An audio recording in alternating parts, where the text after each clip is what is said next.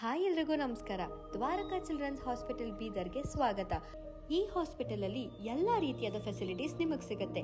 NICU, ventilator, general ward, day care, childrens OT, medical, vaccination, ambulance service, normal delivery, nebulisation, ಈ ರೀತಿ ಹಲವಾರು facilities ನಿಮಗೆ ಸಿಗುತ್ತೆ. ಅಷ್ಟೇ ಅಲ್ಲದೆ ನಿಮಗೋಸ್ಕರ ಇನ್ಫ್ಯಾಕ್ಟ್ ಚೈಲ್ಡ್ ಸ್ಕ್ರೀನಿಂಗ್ ಕೂಡ ಇದೆ. Cough, fever, thyroid, diabetes, malaria, jaundice, typhoid, so ಈ ರೀತಿ ಹಲವಾರು ಪ್ರಾಬ್ಲಮ್ಸ್ಗೆ ಇಲ್ಲಿ ನಿಮಗೆ ಪರ್ಫೆಕ್ಟ್ ಸೊಲ್ಯೂಷನ್ ಸಿಗುತ್ತೆ. ಇಲ್ಲಿ ತುಂಬಾನೇ ಸ್ಪೆಷಲೈಸ್ಡ್ ಹಾಗೂ ಎಕ್ಸ್ಪೀರಿಯನ್ಸ್ ಡಾಕ್ಟರ್ಸ್ ನಿಮಗೆ ಟ್ರೀಟ್ಮೆಂಟ್ ಕೊಡ್ತಾರೆ. ಒಳ್ಳೆ ಹೆಲ್ತ್ ಎಷ್ಟು ಇಂಪಾರ್ಟೆಂಟು, ಚಾಯ್ಸ್ ಆಫ್ ಹಾಸ್ಪಿಟಲ್ ಅಷ್ಟೇ ಇಂಪಾರ್ಟೆಂಟು. ಸೊ ಚೂಸ್ ಮಾಡಿ ದ್ವಾರಕಾ ಚಿಲ್ಡ್ರನ್ಸ್ ಹಾಸ್ಪಿಟಲ್ ಬೀದರ್.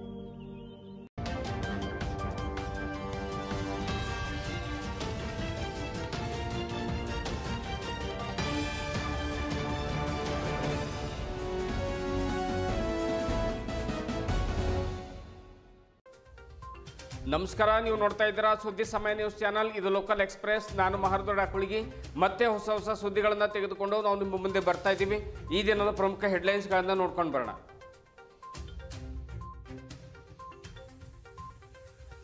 ಜನವರಿ 10ರಂದು BK ಶಿವಾನಿ ಅಕ್ಕನವರ ಪ್ರವಚನ ಕಾರ್ಯಕ್ರಮ ನಗರದ ಕರ್ನಾಟಕ ಫಾರ್ಮಸಿ ಕಾಲೇಜು ಆವರಣದಲ್ಲಿ ಆಯೋಜನೆ. ಇದುವರೆಗೆ 5,000ಕ್ಕೂ ಅಧಿಕ ಜನರು ನೋಂದಣಿ ಮಾಡಿಸಿಕೊಂಡಿದ್ದಾರೆ. ಭಾಗವಹಿಸಲು BK ಸುಮಂಗಲ ಅಕ್ಕನವರಿಂದ ಕರೆ. ಗುತ್ತಿಗೆದಾರ ಸಚಿನ್ ಪಾಂಚಾಳ್ ಆತ್ಮಹತ್ಯೆ, ನಿಷ್ಪಕ್ಷಪಾತ ತನಿಖೆಗೆ ವಿಶ್ವಕರ್ಮ ಮಹಾ ಒಕ್ಕೂಟ ಆಗ್ರಹ. ನಗರದಲ್ಲಿ ಜರುಗಿದ ಸುದ್ದಿಗೋಷ್ಠಿಯಲ್ಲಿ ಸರ್ಕಾರಕ್ಕೆ ಒತ್ತಾಯ. ಬಡವರಿಗೆ ನ್ಯಾಯ ಸಿಗುತ್ತೋ ಇಲ್ಲವೋ ಎಂಬ ಅನುಮಾನ ನಮಗೆ ಕಾಡ್ತಾ ಇದೆ. ಸಹೋದರಿ ಸುರೇಖಾ ಪಾಂಚಾಳ್ ಕಣ್ಣೀರು. ಸಮಾಜದಲ್ಲಿ ಮಾನವೀಯತೆ ಸಂದೇಶ ಸಾರುವುದೇ ಜಮಾತೆ ಇಸ್ಲಾಮಿಯ ಉದ್ದೇಶ. ನಿಜಾಮುದ್ದೀನ್. ನಗರದಲ್ಲಿ ಜರುಗಿದ ಸುದ್ದಿಗೋಷ್ಠಿಯಲ್ಲಿ ಹೇಳಿಕೆ. ಸಂಘಟನೆ ವತಿಯಿಂದ ಏರ್ಪಡಿಸಿದ ಔತಣಕೂಟದಲ್ಲಿ ಹಲವರು ಭಾಗಿ. ಚಂದ್ರಕಾಂತ್ ಕನ್ನಾಳಿ ಅವರ ಸೇವಾ ನಿವೃತ್ತಿ ಪ್ರಯುಕ್ತ ಒಂದು ಅಭಿನಂದನಾ ಸಮಾರಂಭ. ನಗರದ ಖಾಸಗಿ ಹೋಟೆಲ್ ಸಭಾಂಗಣದಲ್ಲಿ ಕನ್ನಾಳಿ ದಂಪತಿಗಳಿಗೆ ಸನ್ಮಾನ. ನಿವೃತ್ತ ಜೀವನ ಸಮೃದ್ಧವಾಗಿರಲೆಂದು ಪೂಜ್ಯ ತಮಲೂರು ಶ್ರೀಗಳಿಂದ ಶುಭ ಹಾರೈಕೆ. ಇಂದಿನ ಒಂದಿಷ್ಟು ವಾರ್ತೆಗಳ ವಿವರಗಳನ್ನು ನೋಡ್ಕೊಂಡು ಬರೋಣ. ಈ ತಿಂಗಳ 10ರಂದು ಸಾಯಂಕಾಲ 6:30ರಿಂದ ರಾತ್ರಿ 8 ಗಂಟೆವರೆಗೆ ನಗರದ ಕರ್ನಾಟಕ ಫಾರ್ಮಸಿ ಕಾಲೇಜು ಮೈದಾನದಲ್ಲಿ ಅಂತಾರಾಷ್ಟ್ರೀಯ ವಾಗ್ಮಿಗಳಾಗಿರುವಂತಹ BK ಶಿವಾನಿ ಬೆಹೆಂಜೆ ಅವರು ಒಂದು ಆನಂದಮಯ ಜೀವನ ಎಂಬ ವಿಷಯದ ಒಂದು ಕುರಿತು ವಿಶೇಷವಾಗಿ ಪ್ರವಚನವನ್ನು ನೀಡುವರು ಎಂದು ಬ್ರಹ್ಮಕುಮಾರಿ ಕೇಂದ್ರ ಒಂದು ಸಂಗಾರೆಡ್ಡಿ ಹಾಗೂ ಬೀದರ್ ಶಿವಶಕ್ತಿ ಭವನದ ಸಂಚಾಲಕರಾಗಿರುವಂತಹ BK ಸುಮಂಗಲ ಅಕ್ಕನವರು ತಿಳಿಸಿದರು. ನಗರದ ಜಿಲ್ಲಾ ಪತ್ರಿಕಾ ಭವನದಲ್ಲಿ ಇಂದು ಪತ್ರಿಕಾಗೋಷ್ಠಿಯನ್ನು ಉದ್ದೇಶಿಸಿ ಮಾತನಾಡಿರುವಂತಹ ಅವರು BK ಶಿವಾನಿ ಅಕ್ಕನವರು ಈ ತಿಂಗಳ 9, 10 ಹಾಗೂ 11ರಂದು ಮಹಾರಾಷ್ಟ್ರದ ಉದಗೀರ್, ಕರ್ನಾಟಕದ ಬೀದರ್ ಹಾಗೂ ಕಲಬುರಗಿ, ತೆಲಂಗಾಣ ರಾಜ್ಯದ ಒಂದು ಸಂಗಾರೆಡ್ಡಿಯಲ್ಲಿ ವಿಶೇಷವಾಗಿ ಪ್ರವಚನ ನೀಡುವರು. ಬೀದರ್ನಲ್ಲಿ 10ರಂದು 6:30 ಗಂಟೆಗೆ ಕಾರ್ಯಕ್ರಮ ಆರಂಭವಾಗಿ ಅರ್ಧ ಗಂಟೆವರೆಗೆ ಸಂಗೀತ ಕಾರ್ಯಕ್ರಮ. 6ರಿಂದ 6:30ರವರೆಗೆ BK ಶಿವಾನಿ ಅಕ್ಕನವರು ಜಿಲ್ಲಾ ಉಸ್ತುವಾರಿ ಸಚಿವರಾಗಿರುವಂತಹ ಈಶ್ವರ್ ಖಂಡ್ರೆ ಸೇರಿದಂತೆ ಇತರೆ ಜನಪ್ರತಿನಿಧಿಗಳಿಂದ ದೀಪ ಪ್ರಜ್ವಲನ ಕಾರ್ಯಕ್ರಮ ಜರುಗುತ್ತದೆ ಎನ್ನುವಂತಹ ಒಂದು ವಿಶೇಷವಾಗಿರತಕ್ಕಂಥ ಕಾರ್ಯಕ್ರಮದ ಕುರಿತು ಮಾಹಿತಿಯನ್ನ ಬೆಹೆಂಜೆ ಅವರು ನೀಡಿದರು. ಸರಿಯಾಗಿ 6:30 ಗಂಟೆಯಿಂದ 8 ಗಂಟೆವರೆಗೆ 1.5 ಗಂಟೆಗಳ ಕಾಲ ಶಿವಾನಿ ಅಕ್ಕನವರು ಪ್ರೇರಣಾದಾಯಕ ಸಂದೇಶವನ್ನು ನೀಡುತ್ತಾರೆ. ಈಗಾಗಲೇ 5,000 ಜನರು ಗೂಗಲ್ ಫಾರ್ಮ್ ಮೂಲಕವಾಗಿ ಹೆಸರು ನೋಂದಣಿ ಮಾಡಿಕೊಂಡಿದ್ದಾರೆ. ಒಟ್ಟು 12,000 ಆಸನದ ವ್ಯವಸ್ಥೆ ಮಾಡಲಾಗ್ತಾ ಇದೆ. ಅದರಲ್ಲಿ 3,000 ಜನರಿಗೆ VIP ಸೌಲಭ್ಯ ಕಲ್ಪಿಸಲಾಗುವುದು. ಇದರಲ್ಲಿ 10 ವರ್ಷದ ಕೆಳಗಿನ ಮಕ್ಕಳಿಗೆ ಆಸ್ಪದ ಇರೋದಿಲ್ಲ.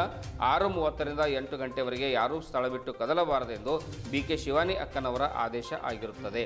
ಅದರ ಜೊತೆಗೆ 11, 12ರಂದು ಹುಬ್ಬಳ್ಳಿಯ BK ವೀಣಾ ಅಕ್ಕನವರಿಂದ ಅದೇ ಒಂದು ಸ್ಥಳದಲ್ಲಿ ಪ್ರವಚನ ಕಾರ್ಯಕ್ರಮ ಜರುಗಲಿದೆ. ಈ 3 ದಿನಗಳ ಕಾಲ ಬೆಳಿಗ್ಗೆ 6:30ರಿಂದ 7:30ರವರೆಗೆ ರಾಜಯೋಗ ಶಿಬಿರ, ರಾತ್ರಿ 6:30ರಿಂದ 8 ಗಂಟೆವರೆಗೆ ಪ್ರವಚನ ಕಾರ್ಯಕ್ರಮ ಜರುಗಲಿದೆ ಎಂದು ಸುಮಂಗಲ ಅಕ್ಕನವರು ಹೇಳಿದರು. ಬ್ರಹ್ಮಕುಮಾರಿ ಶಿವಶಕ್ತಿ ಭವನದ ಸಂಚಾಲಕರಾಗಿರುವಂತಹ BK ಸುನಂದಾ ಅಕ್ಕನವರು ಕೂಡ ಈ ಸಂದರ್ಭದಲ್ಲಿ ಮಾತನಾಡ್ತಾರೆ.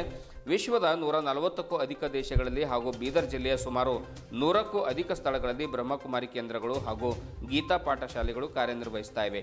ಮನುಷ್ಯನ ದುರ್ಗುಣ, ದುರಾಚಾರ, ದುರ್ನಡತೆ ಹೋಗಲಾಡಿಸಲು ಭಾರತದ ಉಗ್ಗಲಗು ಗ್ರಾಮೀಣ ಭಾಗದ ಹಾಗೂ ಜನರಿಗೂ ಈಶ್ವರೀಯ ಸೇವೆ ಒದಗಿಸಲು ಬ್ರಹ್ಮಕುಮಾರಿ ಕೇಂದ್ರಗಳು ಹಾಗೂ ಗೀತಾ ಪಾಠಶಾಲೆಗಳ ಮೂಲಕವಾಗಿ ನಿತ್ಯ ನಿರಂತರ ಅಧ್ಯಾತ್ಮ ಹಾಗೂ ರಾಜಯೋಗದ ಮಹತ್ವ ಸಾರಲಾಗುತ್ತದೆ.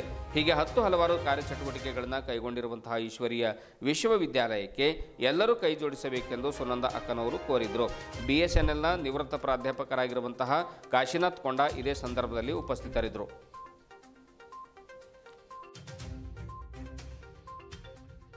बहुत अच्छा प्रश्न है।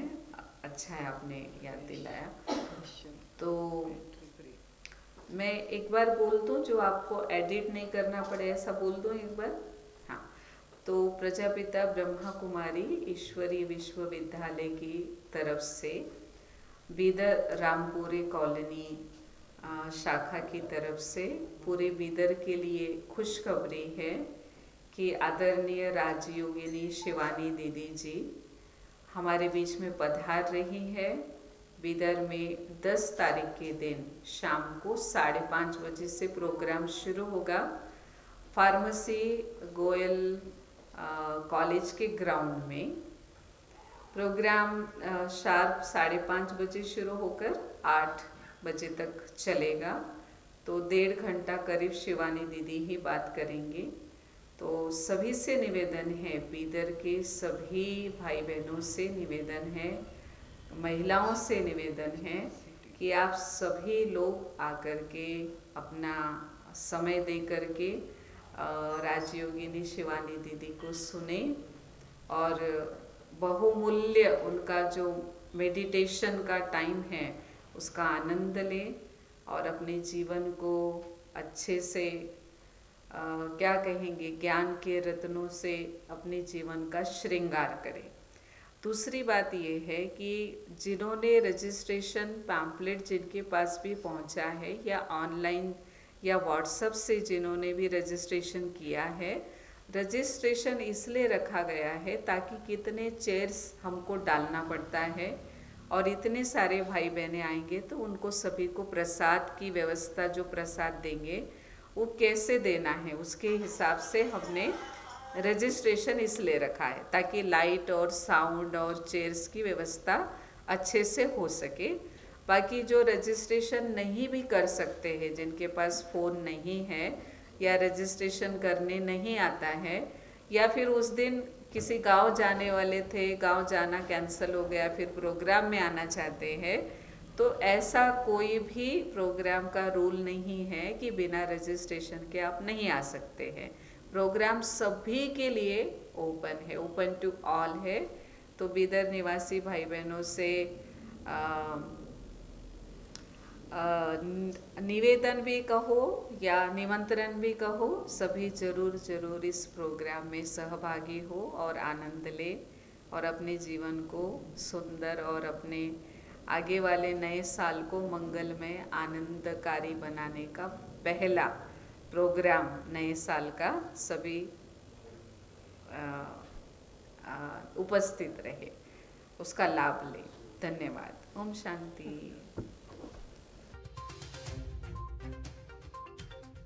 ಜಿಲ್ಲೆಯ ಭಾಲ್ಕೆ ತಾಲೂಕಿನ ಕಟ್ಟಿತೋಗಾಂವ್ ಗ್ರಾಮದ ನಿವಾಸಿ ಪ್ರಥಮ ದರ್ಜೆ ಗುತ್ತಿಗೆದಾರ ಸಚಿನ್ ಪಾಂಚಾಳ್ ಆತ್ಮಹತ್ಯೆ ಪ್ರಕರಣದ ಕುರಿತು ಸರ್ಕಾರ ನಿಷ್ಪಕ್ಷಪಾತ ತನಿಖೆ ನಡೆಸಿ ತಪ್ಪಿತಸ್ಥರಿಗೆ ಶಿಕ್ಷೆ ವಿಧಿಸಬೇಕು ಎಂದು ವಿಶ್ವಕರ್ಮ ಮಹಾ ಒಕ್ಕೂಟದ ರಾಜ್ಯಾಧ್ಯಕ್ಷರಾಗಿರುವಂತಹ ವಿಜಯಕುಮಾರ್ ಪತ್ತಾರ್ ಆಗ್ರಹ ಮಾಡಿದರು.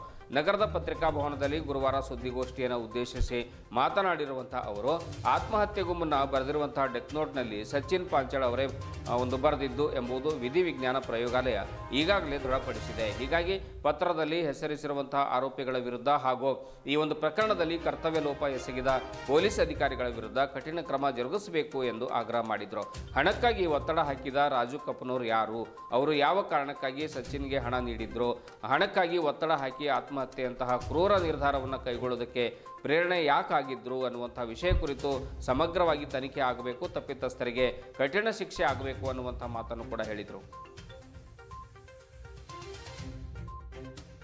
ಈ ಕುರಿತು ಸರ್ಕಾರ ನಿಷ್ಪಕ್ಷಪಾತ ತನಿಖೆ ನಡೆಸಿ ತಪ್ಪಿತಸ್ಥರಿಗೆ ಸೂಕ್ತ ಶಿಕ್ಷೆಯಾಗುವಂತೆ ಮಾಡಬೇಕು ಎಂದು ಹೇಳಿದರು. ಸಚಿನ್ ಕುಟುಂಬ ಈಗ ಅನಾಥವಾಗಿದೆ. ವಿವಾಹವಾಗಬೇಕಾದ ಇಬ್ಬರು ಯುವತಿಯರಿದ್ದಾರೆ. ಹಾಗಾಗಿ ಸರ್ಕಾರ ಕೂಡಲೇ ಸಚಿನ್ ಕುಟುಂಬಕ್ಕೆ ಪರಿಹಾರವನ್ನು ಕೊಡಬೇಕು ಮತ್ತು ಸಚಿನ್ ಕಿರಿಯ ಸಹೋದರರಿಗೆ ಉದ್ಯೋಗ ನೀಡಬೇಕು. ಬಹಳ ಮುಖ್ಯವಾಗಿ ಸಚಿನ್ಗೆ ಬೆದರಿಕೆ ಬಂದಾಗ ಕುಟುಂಬದ ಸದಸ್ಯರು ದೂರು ನೀಡಲು ಮುಂದಾಗಿದ್ದರು. ಆಗ ಪೊಲೀಸ್ ಅಧಿಕಾರಿಗಳು ದೂರು ಸ್ವೀಕರಿಸಿ ಕ್ರಮ ಕೈಗೊಂಡಿದ್ರೆ ಸಚಿನ್ ಅವರ ಸಾವನ್ನು ತಪ್ಪಿಸಬಹುದಾಗಿತ್ತು. ಇಲ್ಲಿ ಪೊಲೀಸರು ಮಾಡಿದ ಸೇವಾ ಲೋಪವೇ ಸಚಿನ್ ಸಚಿನ್ ಸಾವಿಗೆ ಕಾರಣ ಎಂದು ಆರೋಪಿಸಿದ ಅವರು ಪೊಲೀಸ್ ಅಧಿಕಾರಿಗಳನ್ನು ಕೂಡಲೇ ಅಮಾನತು ಮಾಡಬೇಕೆಂದು ಆಗ್ರಹ ಮಾಡಿದರು. ಸಚಿನ್ ಪಾಂಚಾಳ್ ಸಾವಿನ ಸುತ್ತ ಈಗ ರಾಜಕೀಯ ಕೆಸರೆಚಾಟ ನಡೀತಾ ಇದೆ.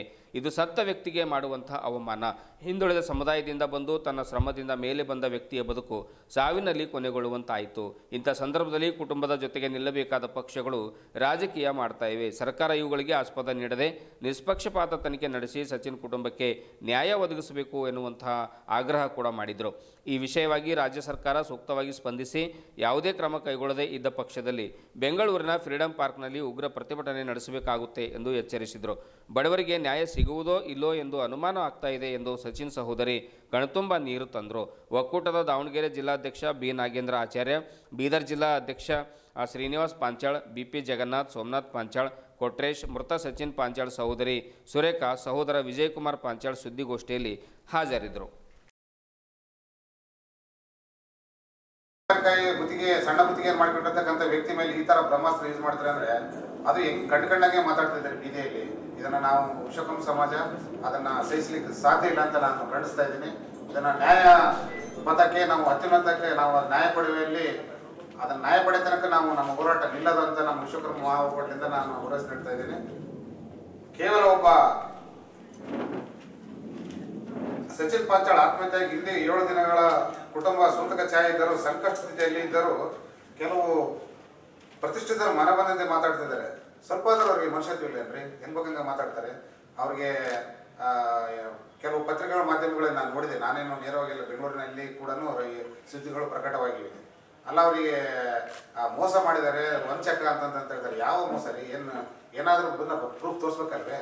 SFL ರಿಪೋರ್ಟು ಈಗಾಗಲೇ ನಾವು ಮಾಧ್ಯಮ ನೋಡಿದಂತೆ ಅದು ಪ್ರೂಫ್ ಕೂಡ ಆಗಿದೆ, ದೃಢಪಟ್ಟಿದೆ. 7ನೇ ಪುಟ ತಿರುಚಿ ಬರೀತಿಲ್ಲ ಅಂತ ಹೇಳಿದ್ರು. ಅದು ಕೂಡ ದೃಢಪಟ್ಟಿದೆ. ಕೆಲವೇ ಅದು ತಮಗೆ ಮಾಹಿತಿ ಗೊತ್ತಿಲ್ಲ. ನಾವು ಕೂಡ ಮಾಧ್ಯಮ ಮುಖಾಂತರ ನೋಡಿ ಅದನ್ನು ನಮ್ಮ ಗಮನಕ್ಕಿದೆ, ರೆಕಾರ್ಡ್ ಕೂಡ ಇದೆ ನಮ್ಮಲ್ಲಿ, ಅಂದರೆ ಮಾಧ್ಯಮದಲ್ಲಿ ಪ್ರಕಟವಾಗಿರೋದು. ಸಚಿನ್ ಪಾಂಚಾಳ್ ಸಾವಿನ ನಂತರ ಕುಟುಂಬ ಪಟ್ಟಭದ್ರ ಹಿತಾಸಕ್ತಿಗಳು ಬೆದರಿಸಿದ ಮಾಧ್ಯಮಗಳಲ್ಲಿ ವರದಿಯಾಗಿದೆ. ಈ ಕುಟುಂಬಕ್ಕೆ ರಕ್ಷಣೆ ನೀಡಬೇಕು. ಸಚಿನ್ ಪಾಂಚಾಳ್ ಸಾವಿನ ನಂತರ ಆ ತಾಯಿ ಹಾಸಿಗೆ ಹಿಡಿದಿದ್ದಾಳೆ. ಹೆಚ್ಚು ಕಡಿಮೆ ನಾವೊಂದು ಸಮಾಜದಿಂದ ನಮ್ಮ ವಿಶ್ವಕರ್ಮ ಸಮಸ್ತ, ನಮ್ದು ವಿಶ್ವಕರ್ಮ ಮಹಾಕೂಟ ಅಲ್ಲ, ಸಮಸ್ತ ವಿಶ್ವಕರ್ಮ ಸಮಾಜದಿಂದ ಆ ಕುಟುಂಬಕ್ಕೆ ಆ ತಾಯಿಗೆ ಏನಾದರೂ ಆರೋಗ್ಯದಲ್ಲಿ ಏರುಪೇರಾಗಿ ಏನಾದ್ರೆ ಈಗೇನು ಕಾನೂನು ಚೌಕಟ್ಟಿನಲ್ಲಿ ಅವ್ರನ್ನೇನು ಅನೌನ್ಸ್ ಮಾಡಿದ್ದಾರೆ ಅವರು ಆರೋಪಿತರಂತ ನಾವು ಹೇಳಲ್ಲ. ಸರ್ಕಾರ ಇಲಾಖೆ ಸಂಬಂಧಪಟ್ಟಾಗ ಏನು ಆರೋಪಿತರಂತಿದೆ ಅವ್ರ ಮೇಲೆ ಹೊಣೆ ಹೊರಬೇಕಾಗುತ್ತೆ. ಇದನ್ನ ನಾವು ಎಚ್ಚರಿಕೆಯಾಗಿ ನಾವು ನೀಡ್ತಾ ಇದ್ದೀವಿ. ತದನಂತರ ಈ ಒಂದು ಪತ್ರಿಕಾಗೋಷ್ಠಿಯ ಒಂದು ಕಂಟೆಂಟ್ಗಳನ್ನು ನಾನು ತಮ್ಮಲ್ಲಿ ನಮ್ಮ ವಿಶ್ವಕರ್ಮ ಒಕ್ಕೂಟದಿಂದ ನಾನು ತಮ್ಮ ಗಮನಕ್ಕೆ ತರಲು ಬಯಸಿದ್ದೇನೆ. ಡೆತ್ ನೋಟಿನಾಗ ರಾಜು ಕಪ್ನೂರ್ ಇರ್ತಿದ್ದನು ಅಥವಾ ಆರೋಪಿ ನಮ್ಮ ತಮ್ಮ ಇರ್ತಿದ್ದನು ಅಂದ್ರೆ ಈ ತರನೇ ಡಿಲೇ ಮಾಡಿ ಸರ್ಕಾರ ಏನಾದರೂ ಸಮೀಕ್ಷೆಗಳು ನಡೆಸ್ತಾ ಇರ್ತಿತ್ತು ಅಂತ ಅದು ಒಂದು ಪ್ರಶ್ನೆ ಬಹಳಷ್ಟು ಕಾಡ್ಲತ್ತದ್ರಿ. ಸಾಮಾಜಿಕವಾಗಿ ಜನರಿಗೆ ಈ ತರನೇ ಅವ್ರು ಟ್ರೀಟ್ ಮಾಡ್ತಾರೆ ಅಂತ ಅನ್ಕೊಳತೀನಿ ಸರ್. ಇಲ್ಲಿ ಹೇಳ್ಬೇಕಾಗಿದ್ದು ಒಂದೇ ಕಿ ಯಾರಾದರೂ ಸಾಮಾನ್ಯ ವ್ಯಕ್ತಿಗಳಿಗೆ ನ್ಯಾಯ ಸಿಗುತ್ತದೇ ಇಲ್ಲ ಅನ್ನೋ ಪ್ರಶ್ನೆ ಮಾತ್ರ ನಮಗೆ ಕಾಡ್ಲತ್ತದ್ರಿ. ಡಿಲೇ ಆಗ್ಲತ್ತದ. ಯಾಕೆ ಆಲ್ಮೋಸ್ಟ್ ಅವ ಡೆತ್ ನೋಟ್ದಾಗೆ ಯಾರು ಕಾರಣಕರ್ತರನ ಅಂತ ಹೇಳಿದ್ರು. ಆದರೂ ಕೂಡ ಅವ್ರು ಇನ್ನೂ ಏನಂತ ಹ್ಯಾಂಡ್ ರೈಟಿಂಗ್ ಮ್ಯಾಚ್ ಅಂತ ಗುತ್ತಿಗೆದಾರ ಹಣನ ಇಲ್ಲ ಇವೆಲ್ಲ ಪ್ರಶ್ನೆ ಯಾಕೆ ಬೇಕ್ರಿ? ಅವ ಮನನೊಂದೇ ಆ ಪತ್ರಗಳನ್ನ ಡೀಟೇಲ್ ಆಗಿ ಬರ್ದಾರ. ಅದಕ್ಕೋಸ್ಕರ ಏನದ ನಿಮ್ ಕಡೆಯಿಂದ ಶಿಕ್ಷೆ ಆಗ್ಬೇಕಂತ ಸರ್ಕಾರ ಕಡೆಯಿಂದ ಕೇಳ್ಕೊಂಡು ಸಾಕಾಗೋಗಿದೆ ಸರ್. ಅವ್ರು ಕೊಡಲಿಲ್ಲ ಅಂತ ನಾವು ಮುಂದಕ್ಕೆ ಹೋಗೋದ ಅಂತ ಸಾಧ್ಯತೆ ನಾವು ಮಾಡ್ಕೊಡ್ತೀವಿ. ಇಲ್ಲೊಬ್ಬರು ಏನೋ ಬರ್ದಾರಿ.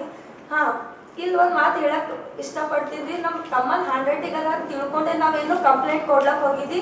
ಓಕೆ, ಒಪ್ಕೋತೀವಿ. ನೀವು ನಂಬ್ಲಕ್ಕಿಲ್ಲ, ಪರೀಕ್ಷೆ ಮಾಡಿರಿ, ಅದು ದಡ ಆಗ್ಯದ ಅಂತ ಗೊತ್ತಾಗ್ಯದ. ಅದು ಎದುರ್ದೇನ್ರಿ ಮಾಧ್ಯಮ ಮೂಲಕ ಯಾವುದೇ ರೀತಿಯಾದಂತ ಪೊಲೀಸರು ಕೂಡ ಇನ್ನೂ ದೃಢವಾಗಿ ಅದ ಅಂತ ಯಾರು ಕೂಡ ನಮಗೆ ಇನ್ಫಾರ್ಮ್ ಕೂಡ ಮಾಡಿಲ್ಲ. ಡೆಡ್ ಬಾಡಿ ಜೊತೆ ಏನೇನು ವಸ್ತುಗಳು ಸಿಕ್ಕ್ಯಾವಂತ ರಿಟರ್ನ್ ರಿಸೀವ್ಡ್ ಕಾಪಿ ಕೂಡ ನಮಗೆ ಕೊಟ್ಟಿಲ್ಲ ಪೊಲೀಸರು ಅಂತ ಕೂಡ ಹೇಳ್ಕೊತೀನಿ.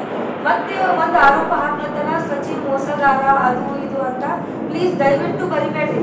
ಆಲ್ಮೋಸ್ಟ್ ನಾವು ನೋವಿನಾಗಿದ್ದೀವಿ. ಆರೋಪಿ ಹರ ಇಲ್ಲ, ಅದು ಏನ್ ಮೋಸಗಾರ ಹಣ ಇಲ್ಲ ಅಂತ ನಿರ್ಧಾರ ನೀವಾಗೇ ಮಾಡ್ಕೋಬೇಡ್ರಿ. ಮೊದಲು ಆಗ್ಲಿ ತನಿಖೆ ಆಗ್ಲಿ. ಆರೋಪಿ ಇದ್ದವ್ರು ಯಾಕೆ ಹಿಂದೆ ಮುಚ್ಕೊಂಡು ನಿಂತಾರಿ? ನಮ್ ತಮ್ಮ ಇತ್ತು ಇಲ್ಲ ಹೋದ್ರು ಕೂಡ ನಾವು ಎದುರು ನಿಂತು ಮಾತಾಡ್ಲತ್ತೀವಿ. ಅವಾಗ ತಪ್ಪ ಹಣನೋ ಇಲ್ಲೋ ನಮಗೂ ಗೊತ್ತಿಲ್ಲ. ಇನ್ನು ಅವ ಏನ್ ಪತ್ರದಾಗ ಬರ್ತಾನ ಅದು ಮಾತ್ರ ನಮಗ್ ಗೊತ್ತು. ಆದ್ರೂ ನಾವು ಎದುರು ನಿಂತು ಮಾತಾಡ್ತೀವಿ. ಅವ್ರು ಅಲ್ಲಿ ಕೂತಲ್ಲೇ ಹಿಂದೆ ಕೊತ್ತಿ ಬೇರೆಯವರಿಗೋಸ್ಕರ ಮೋಸಗಾರ ಅವ ಏನಂತ ಗುತ್ತಿಗೆದಾರನೇ ಅಲ್ಲ, ಇವೆಲ್ಲ ಪ್ರಶ್ನೆಗೆ ನಮ್ಗೆ ಉತ್ತರ ಬೇಕೇ ಆಗಿಲ್ರಿ. ಅವ್ನು ಮನನೊಂದು ಆತ್ಮಹತ್ಯೆ ಮಾಡ್ಕೊಂಡಾಗ ಅದಕ್ಕೂ ನ್ಯಾಯ ಬೇಕು ಅಷ್ಟೇ ಹೊರತು ನಾವು ಯಾವುದೇ ರೀತಿ ಆದಂತ ರಾಜಕೀಯನೂ ಅಲ್ಲ ಯಾವುದೇ ಅಲ್ಲ ಅಂತ ಹೇಳ್ಕೊತೀನಿ ಅಷ್ಟೇ ಸರ್.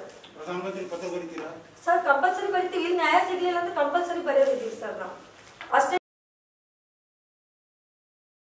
ಬಣ್ಣ, ಭಾಷೆ, ಉಡುಪು ಬೇರೆ ಬೇರೆ ಇರಬಹುದು, ಆದರೆ ನಾವೆಲ್ಲರೂ ಕೂಡ ಒಂದೇ ಎಂಬ ಸಂದೇಶ ಸಾರುವುದೇ ಜಮಾತೆ ಇಸ್ಲಾಮಿ ಹಿಂದ್ನ ಒಂದು ಪ್ರಮುಖ ಉದ್ದೇಶವಾಗಿದೆ ಎಂದು ನಿವೃತ್ತ ಪ್ರಾಚಾರ್ಯರು ಹಾಗೂ ಜಮಾತೆ ಇಸ್ಲಾಮಿ ಹಿಂದ್ನ ಹಿರಿಯ ಸದಸ್ಯರಾಗಿರುವಂತಹ ಮೊಹಮ್ಮದ್ ನಿಜಾಮುದ್ದೀನ್ ತಿಳಿಸಿದರು. ಪತ್ರಿಕಾ ಭವನದಲ್ಲಿ ಪತ್ರಕರ್ತರಿಗೆ ಆಯೋಜಿಸಲಾಗಿರುವಂತಹ ನೂತನ ವರ್ಷದ ಸ್ನೇಹ ಕೂಟದಲ್ಲಿ ಅವರು ಮಾತನಾಡುತ್ತಾರೆ. ಜಮಾತೆ ಇಸ್ಲಾಮಿ ಎಲ್ಲ ಸಮುದಾಯದವರಿಗಾಗಿ ನಮ್ಮ ಒಂದು ಚಟುವಟಿಕೆಗಳು ನಡೀತಾ ಇವೆ. ಮುಸ್ಲಿಮರಲ್ಲಿ ಧಾರ್ಮಿಕ, ನೈತಿಕ ವಿಷಯಗಳ ಬಗ್ಗೆ ಜಾಗೃತಿ ಮೂಡಿಸಿ ಮಾನವೀಯತೆ ಎಂಬುದನ್ನು ಒತ್ತಿ ಹೇಳುತ್ತದೆ. ಯಾವುದೇ ಧರ್ಮದ ಬಗ್ಗೆ ತಪ್ಪು ಕಲ್ಪನೆ ಇರಬಾರದು, ಸಹಬಾಳ್ವೆಯಿಂದ ಜೀವಿಸಬೇಕು ಎಂಬ ಉದ್ದೇಶದಿಂದ ಈಗಾಗಲೇ ಸದ್ಭಾವನಾ ಮಂಚ್ ಎಂಬ ಒಂದು ಸಂಘಟನೆ ಕೂಡ ರಚಿಸಿ ಗುರುನಾಥ್ ವಡ್ಡೆ ಅವರನ್ನ ಅಧ್ಯಕ್ಷರನ್ನಾಗಿ ಮಾಡಲಾಗಿದೆ ಎಂದು ಹೇಳಿದರು.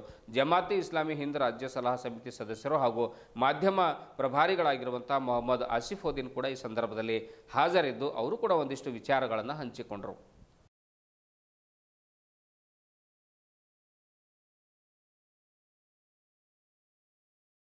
पर्टिकुलरली जीआर बोलते हैं उसको वो meaning change rule of the law जिसका भी है उसको ऐसे ही कोई भी ये नहीं कर सकते, किसी को इजाजत नहीं। अब कुछ टेररिस्ट ऑर्गेनाइजेशन जिहाद बोल के अटैक करते हैं ना, वो अलग है बोलते हैं। ತಪ್ಪು ಸರ್, ಯಾಕಂದ್ರೆ ನಾನು ಇದೇ ಹೇಳಿದಲ್ಲ, ಜಿಹಾದ್ ಅಂತಂದ್ರೆ ಅದು ಒಂದು ಸರ್ಕಾರ ನಿರ್ಣಯವನ್ನು ತೆಗೆದುಕೊಳ್ಬೇಕು. ಯಾವುದೇ ಒಬ್ಬ ಗ್ರೂಪ್ ಏನಂತಂದ್ರೆ ಜಿಹಾದ್ ಮಾಡ್ತೀನಿ ಅಂತಂದ್ರೆ ದಟ್ ಇಸ್ ನಾಟ್ ಕರೆಕ್ಟ್. ಅದು ಸ್ಪಿರಿಟ್ ಅಲ್ಲ, ಜಿಹಾದ್ ಸ್ಪಿರಿಟ್ ಅಲ್ಲ. ಅವರು ತಾವು ತಿಳ್ಕೊಂಡಾಗೆ ಅದನ್ನು ಮಾಡ್ತಾ ಇದ್ದಾರೆ, ಅದು ಇಸ್ಲಾಮಿನ ದೃಷ್ಟಿಯಲ್ಲಿ ಸರಿಯಾದ. इसके लिए एक बुक है वो हम देते हैं, सब एक सिटिंग में क्लियर नहीं होता आपको, बिल्कुल पुरानी इस्लामिक कॉन्सेप्ट के साथ। इब्राहिम सईद जो गुजर गए, सनमार्गा के एडिटर मंगलूर के, उन्होंने लिखे सो है तप्पु कल्पनेगळु। उसमें क्या है, नहीं साइड हेडिंग्स बनाई है। ಮಹಾಭಾರತದಲ್ಲಿ ಕೂಡ ಬಹಳಷ್ಟು ಅಂತ ಯುದ್ಧಗಳು ಆಗ್ಯಾವ ಸರ್. ಅದು ಕೂಡ ಏನಂತಂದ್ರೆ ಕೆಡಕನ್ನ ಹೋಗಲಾಡಿಸ್ಲಿಕ್ಕೆ ನಿಮ್ಗೆ ಕೂಡ ಗೊತ್ತಿದ್ದದು. ಅರ್ಜುನ ಇರ್ಬೋದು, ಶ್ರೀಕೃಷ್ಣ ಯಾಕೆ ಅಂತ ಪ್ರೋತ್ಸಾಹ ಮಾಡಿದ್ರು ಅಂತಂದ್ರೆ ಅವರು ಕೆಡಕಿನ ವಿರುದ್ಧ ಏನಂತ ಹೋರಾಡ್ರಿ ಅಂದ್ರೆ ಅವ್ರಿಗೆ ಅಂತ ಇನ್ಸ್ಪೈರ್ ಮಾಡಿದ್ರು. ಅರ್ಜುನಿಗೆ ಎಷ್ಟೊಂದು ನಾನು ಬಹಳಷ್ಟು ಏನಂತ ಸೂಕ್ತಗಳನ್ನ ಹೇಳ್ಬೋದು ಅದ್ರ ಬಗ್ಗೆ. ಅವ್ರು ಏನು ಅವ್ರ ಉದ್ದೇಶ ಏನು ಅಂತಂದ್ರೆ ನೀವು ಸುಮ್ಮನೆ ಹೋಗಿ ಜನರಿಗೆ ಕೊಲೆ ಮಾಡ್ರಿ ಅಂತಲ್ಲ, ಅವ್ರು ಕೆಡಕನದಾರೆ, ಆ ಕೆಡಕನ್ನ ಹೋಗಲಾಡಿಸ್ಲಿಕ್ಕೆ ಅಂತ ನೀನು ಎದ್ದೇಳು, ನೀನು ಅವರನ್ನ ಸರ್ವನಾಶ ಮಾಡುವಂತ. ಅದಕ್ಕೆ ಕೆಲವು ಸಂದರ್ಭದಲ್ಲಿ ಯುದ್ಧ ಮಾಡುವಂಥದ್ದು ಅನಿವಾರ್ಯ ಆಗ್ತದೆ. ಇಲ್ಲ ಅಂತಂದ್ರೆ ಒಳ್ಳೆ ಜನರಿಗೆ ಜೀವನಕ್ಕೆ ಮಾಡ್ಲಿಕ್ಕೆ ಬಿಡುವುದಿಲ್ಲ.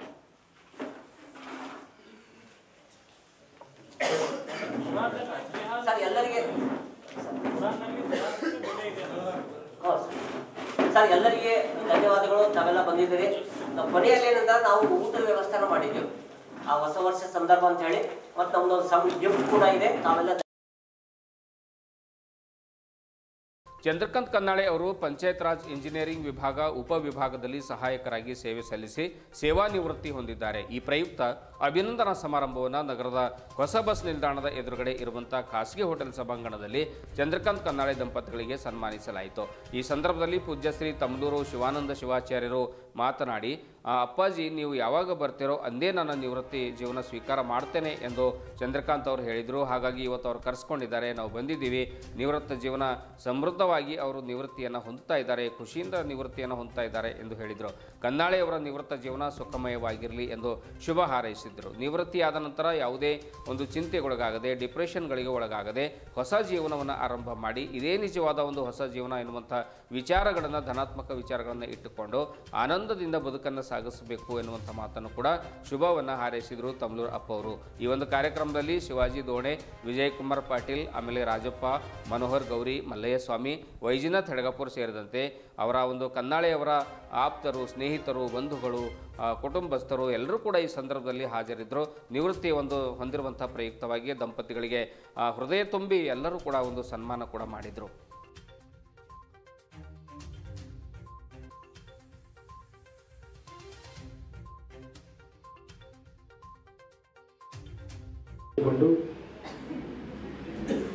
ಇವತ್ತಿನ ಈ ಕಾರ್ಯಕ್ರಮದಲ್ಲಿ ಪಾಲ್ಗೊಂಡಂಥ ಎಲ್ಲ ಸದ್ಭಕ್ತರ ಸಾಕ್ಷಿ ಸ್ವರೂಪರಾದ ಶಿವನನ್ನು ಸ್ಮರಿಸಿ ಇಂಥ ಕಾರ್ಯಕ್ರಮಗಳು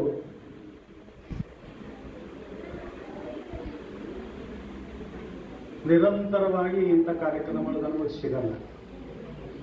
ರಿಟೈರ್ಮೆಂಟ್ ಕಾರ್ಯಕ್ರಮದಲ್ಲಿ ಎರಡನೇ ಕಾರ್ಯಕ್ರಮ ನಾವು ಈ ರಿಟೈರ್ಮೆಂಟ್ ಕಾರ್ಯಕ್ರಮ ಹೋಗ್ತಾ ಇರಲಿಲ್ಲ. ಆದರೆ ಅಪ್ಪಾಜಿಯವರೇ ತಾವು ಕಾರ್ಯಕ್ರಮಕ್ಕೆ ಯಾವಾಗ ದಯಮಾಡಿಸ್ತೀರಿ ಆವಾಗೇ ನಂದು ರಿಟೈರ್ಡ್ ಆಗ್ತದೆ, ಅಲ್ಲಿ ತನ ಆಗಲ್ಲ ಅಂತ ಹೇಳ್ತಿದ್ದಾರೆ. ಅದಕ್ಕೆ ಡಿಸೆಂಬರ್ದೊಳಗೆ ಅವ್ರು ರಿಟೈರ್ಡ್ ಆದ್ರೂ ಕೂಡ ಈಗ ಹೊಸ ವರ್ಷ ಅಂತಾಗಿ ಅಂತೀವಿ. ಇವ್ರು ರಿಟೈರ್ಡ್ ಆಗಿಲ್ಲ, ಇವತ್ತು ಮತ್ತೆ ಹುಟ್ಟಿ ಬಂದರೆ ಮತ್ತೆ ಬೇರೆ ಕೆಲಸ ಚಾಲು ಮಾಡಿಸ್ತಾರೆ. ಅದಕ್ಕೆ ಅಂಥ ಒಂದು ಚಂದ್ರಕಾಂತರ ಜೀವನದಲ್ಲಿ ಅನೇಕ ಸನ್ನಿವೇಶಗಳು ನಾವು ನೋಡಿದ್ದೀವಿ. ಪ್ರತಿಯೊಂದು ಕ್ಷಣ ನಾವು ದಾಟಿ ದಾಟಿ ದಾಟಿ ಹೋಗ್ತೀವಿ. ಪಳ ಪಳ ಆಯುಷ್ಯ ವ್ಯರ್ಥ ಚಾಲನೆ. ಅದಕ್ಕೆ ಒಂದೊಂದು ನಿಮಿಷ ಒಂದೊಂದು ಘಳಿಗೆ ನಾವು ರಿಟೈರ್ಡ್ ಹಾಕೋಂತ ಹೋಗ್ತಾ ಇದ್ದೀವಿ. ಆದ್ರೆ ಇವರು ಸೇವಾ ಮಾಡಿರ್ತಕ್ಕಂಥ ಒಂದು ಕಾರ್ಯಕ್ಕೆ ಇವತ್ತು ಆ ಕಾರ್ಯವನ್ನು ಬಿಟ್ಟು ಈಗ ಬರ್ತಾ ಇದ್ದಾರೆ. ಅದಕ್ಕೆ ಅಂಥ ಒಂದು ಜೀವನದಲ್ಲಿ ಬ್ರಹ್ಮಚರ್ಯ ಜೀವನ, ಗೃಹಸ್ಥ ಜೀವನ, ವಾನಪ್ರಸ್ಥ ಜೀವನ ಮತ್ತು ಸನ್ಯಾಸಿ ಜೀವನ,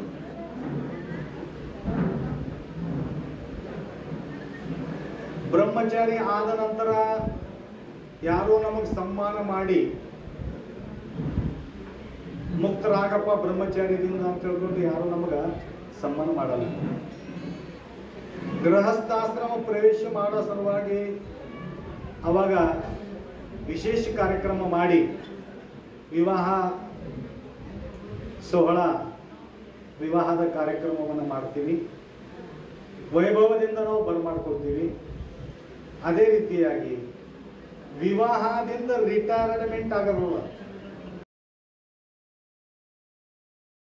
ಇದುವರೆಗೂ ಸುದ್ದಿ ಕೊಟ್ಟಿರುವ ನಾನು ಮಹಾರ್ದೊಡ್ಡಾಕಳಿಗೆ ಮತ್ತೆ ಮುಂದಿನ ವಾರ್ತೆಗಳೊಂದಿಗೆ ಭೇಟಿಯಾಗೋಣ. ವಂದನೆಗಳು.